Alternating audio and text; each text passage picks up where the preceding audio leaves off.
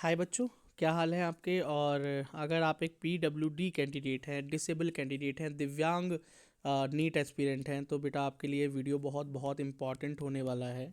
और तो चैनल को सब्सक्राइब ज़रूर कर लें, क्योंकि आपके लिए बहुत बहुत इम्पॉर्टेंट कंटेंट आता ही रहता है यहाँ पे, है ना। तो बेटा कौन कौन सी डिसेबिलिटीज़ इस बार इंक्लूडिंग है, क्या आप एलिजिबल हैं या नहीं, आपकी जो डिसेबिलिटी है उसके तहत आपको रिजर्वेशन मिल रहा है या नहीं, ये जांचने के लिए ये वीडियो बहुत इंपॉर्टेंट होने वाली है। और कौन कौन से डिसेबिलिटीज़ को रिजर्वेशन नहीं मिल रहा है इस बार, ठीक है। वैसे तो ये पीडब्ल्यूडी की इन्फॉर्मेशन पूरे इन्फॉर्मेशन बुलेटिन में बहुत जगह पर बिखरी हुई है, लेकिन जो मेन पेज है वो यही है, ठीक है। ये मेन पेज है जहाँ पर आपको पढ़ने के बाद जिस चीज़ को देखने के बाद आप बिल्कुल श्योरिटी से प्रश्नों के जवाब दे सकते हैं। तो मैं शुरू करता हूँ, आप देखिए। सबसे पहले यहाँ पर लिखा है कि दिव्यांगजन मतलब डिसेबल्ड पर्सन, मतलब PWD candidate, person with disability. 40% disability का मतलब है बेंचमार्क डिसेबिलिटी, जो कि रिजर्वेशन के लिए ज़रूरी होती है। सबसे पहली डिसेबिलिटी जो आ रही है रिजर्वेशन के अंडर वो है लोकोमोटर डिसेबिलिटी, जिसमें आपको रिजर्वेशन देखने को मिल रहा है। मतलब अगर आप लेप्रोसी पोर्ट कर्सन मतलब लेप्रोसी था आपको कभी, तो cerebral palsy, dwarfism, muscular dystrophy, acid attack, amputation, poliomyelitis, यहाँ पर आपको रिजर्वेशन मिल रहा है। अगर आपकी डिसेबिलिटी परसेंटेज जो है वो 40% से कम है, तो आपको पीडब्ल्यूडी रिजर्वेशन तो नहीं मिलेगा, लेकिन आप एमबीबीएस कर पाएंगे, ठीक है। लेकिन अंडर रिजर्वेशन के नहीं, नॉर्मल कैंडिडेट की तरह। अगर आपकी डिसेबिलिटी 40 से 80% के बीच में, तो आपको रिजर्वेशन भी मिलेगा और आप एमबीबीएस भी कर पाएंगे। लेकिन अगर आपकी डिसेबिलिटी मोर देन 80% हो गई, तो आप एमबीबीएस नहीं कर पाएंगे, आप मेडिकली अनफिट घोषित कर दिए जाएंगे। अब कुछ चीज़ें बहुत ज़रूरी हैं पढ़नी, तो आप ज़रा ध्यान से पढ़ें। खैर, यहाँ पर ये जो ब्लर हो रहा है ये मेरी वीडियो की कमी नहीं है, ये एनटीए का जो बुलेटिन है ये ही ब्लर्ड है, ठीक है। उसकी क्वालिटी थोड़ी सी कम है, जबकि ये पीडीएफ फॉर्मेट ही है। अब याद रखें बेटा कि जब भी डॉक्टर आपको चेक करेंगे, तो वो आपके हाथों को, फिंगर्स को, सेंसेशन को ज़रूर चेक करेंगे। सेंसेशन होना बहुत ज़रूरी है, ठीक है। सेंसेशन होना बहुत ज़रूरी है, इस बात पे ध्यान दें। एक और चीज़ ज़रा ध्यान रखें कि आपके फिंगर्स और हैंड, ठीक है, मतलब ये चीज़ें अच्छे से चेक की जाएंगी। अब एक लाइन अलग से इस बार ऐड हुई है, हम इस पर भी फोकस करेंगे। पहले ऊपर बात करते हैं कि लो विज़न और हियरिंग, मतलब अगर किसी बच्चे को मतलब लोकोमोटर डिसेबिलिटी है, तो भी उसकी विज़न और हियरिंग के बारे में ज़रूर पूछा जाएगा। पर कभी पूछते हैं कभी नहीं पूछते हैं, कोई गारंटी नहीं है इस बात की, लेकिन यहाँ पर लिखा है कि पूछा जाना चाहिए, पर ऐसा होता नहीं है मोस्ट ऑफ द केसेस में। अगर आप याद रखें बेटा, दोनों हाथों का होना ज़रूरी है, बोथ हैंड इंटैक्ट, दोनों हाथों का ज़रूरी है एमबीबीएस करने के लिए होना, ठीक है। With sufficient strength and range of motion and sensation. तो याद रखना, जो कोई अगर ये बोल रहा है कि भैया बिना हाथ के मैंने बच्चा देखा है जिसका एक हाथ नहीं है, वो एमबीबीएस कर रहा है और मैं चैलेंज देता हूँ, और इस तरह की बहुत सी बातें मुझसे पिछली बार भी की गई और इस बार भी करने वालों की कोई कमी नहीं होगी। मैं आपको बताऊँ, ना तो नीट 2024 में किसी ऐसे कैंडिडेट को एडमिशन मिला है, और ना ही नीट 2025 में मिलने वाला है, क्योंकि एनटीए का नोटिफिकेशन बिल्कुल साफ कह रहा है, 3 स्टार्स लगे हैं यहाँ पे, कि दोनों हाथों का होना ज़रूरी है, बोथ हैंड इंटैक्ट, ठीक है।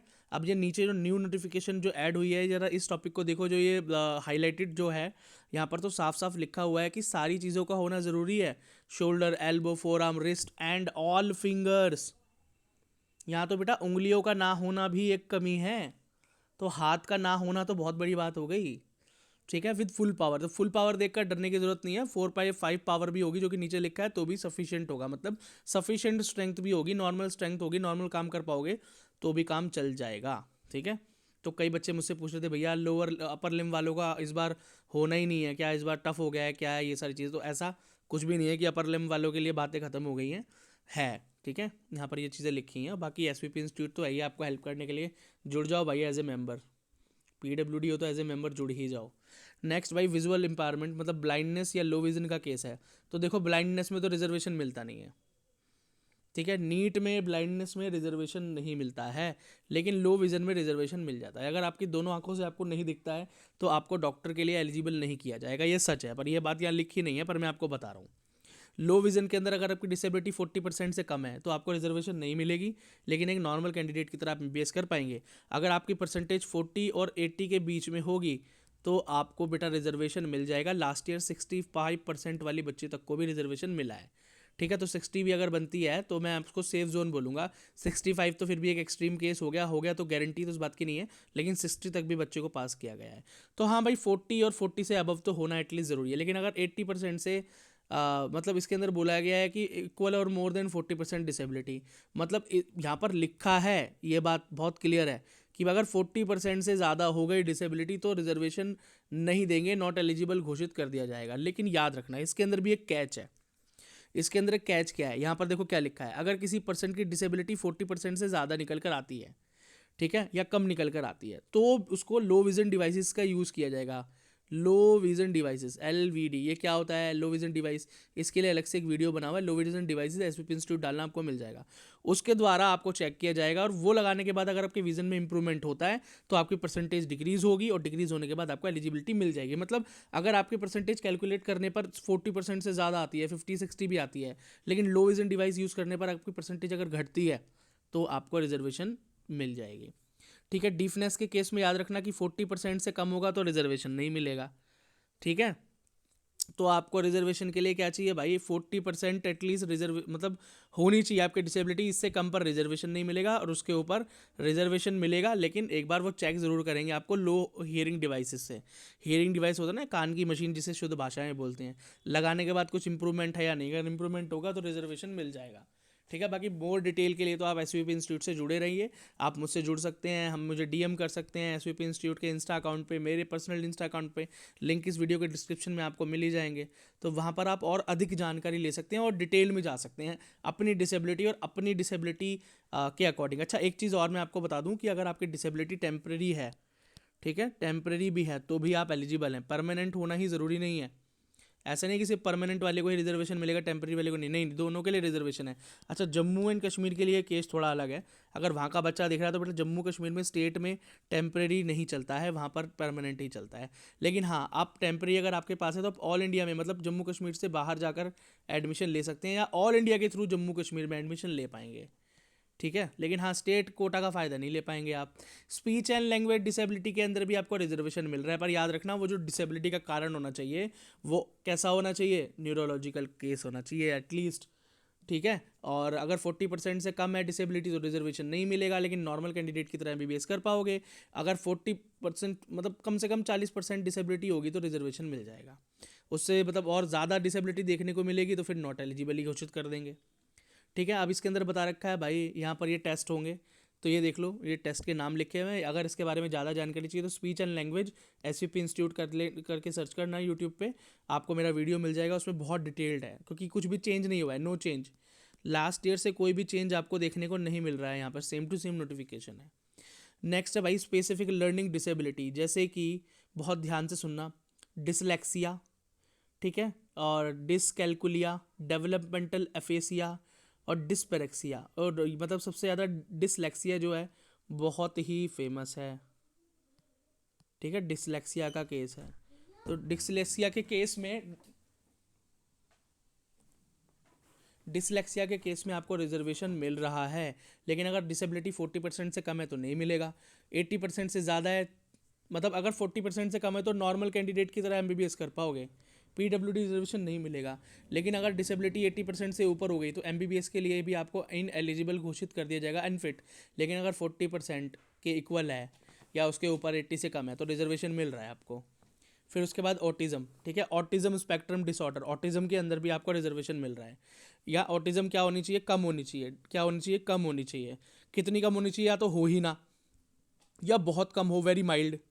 ठीक है, माइल्ड हो या एब्सेंट हो, ख़त्म ही हो जाए, ठीक है, तो आपको मिल जाएगा। अगर 60% से ज़्यादा है आपकी ऑटिज़म की डिसेबिलिटी परसेंटेज तो फिर आप MBBS के लिए अनफिट हैं। तो आपकी डिसेबिलिटी कितनी होनी चाहिए भाई, 60 से लो होनी चाहिए, कम होनी चाहिए, और डॉक्टर्स के ऊपर है। ठीक है। अब मेंटल इलनेस के बारे में बच्चे बहुत परेशान हो रहे हैं, तो मैं एक बार आपको पढ़ के बता देता हूँ कि मेंटल इलनेस के लिए क्या लिखा है। 3 स्टार के साथ चीज़ें लिखी हुई हैं और जो चीज़ें बिल्कुल क्लियर है ना, किसी को गलत होप देने का मेरा मन नहीं है ना, झूठ बोल के कोई बेटा फ़ायदा भी नहीं है। तो यहाँ पर क्या लिखा है इस बात को मैं क्लियर कर देता हूँ। Mental illness will be no bar for taking admission MBBS counselling provide the candidate able to qualify the need. मतलब यहाँ पर लिखा है कि मेंटल इलनेस हो तो भी will no bar for taking admission in MBBS course provided the candidate is able to qualify the NEET. However the benefit of reservation मतलब अगर मेंटल इलनेस का केस है बच्चा और नीट यूजी वो क्वालिफाई कर लेता है तो वो एज ए नॉर्मल कैंडिडेट जा सकता है, एज ए नॉर्मल कैंडिडेट जा सकता है। मतलब अगर बात करें कि PWD रिजर्वेशन का फ़ायदा मेंटल इलनेस को मिलेगा या नहीं मिलेगा, तो बेटा उसके ऊपर अभी भी डाउट है, क्योंकि यहाँ पर पिछली बार वाली ही नोटिफिकेशन को सिर्फ और सिर्फ रिपीट कर कर लिखा गया है कि अगर आपको रिजर्वेशन चाहिए तो उसके लिए आपको फ्यूचर अपडेट्स के ऊपर डाल दिया गया है। मतलब ये अपडेट्स लास्ट 3 साल से नहीं आया है, तो ये गलत है, मेरे हिसाब से तो गलत ही है। लास्ट 3 साल से कोई अपडेट आपको देखने को नहीं मिल रहा है। लेकिन अगर डॉक्टर्स का पैनल, ठीक है, अगर आपको मेंटल इलनेस है, PWD है, सीवियर केस है, मतलब केस ज़्यादा खतरनाक है, मतलब इतना है कि आपको काफ़ी सिम्टम काफ़ी विजिबल हैं आपके मेंटल इलनेस के, तो फिर तो बेटा आपको नॉर्मल कैंडिडेट की तरफ जा ही नहीं पाएंगे, है ना। या आपको नॉर्मल कैंडिडेट की तरह अगर आप PWD सर्टिफिकेट अप्लाई करते हैं नीट में मेंटल इलनेस का, तो आप 1,000 रुपये में फॉर्म को भर पाएंगे, PWD कैंडिडेट की तरह आपकी रैंक भी आ जाएगी। लेकिन जब आप बेटा चेकिंग के लिए जाएंगे तो वो डॉक्टर की मर्जी के ऊपर है कि वो आपको चेक करें ना करें। हो सकता है कि वो डिनाई कर दें और हो सकता है कि भाई वो आपको चेकिंग में डाल दें।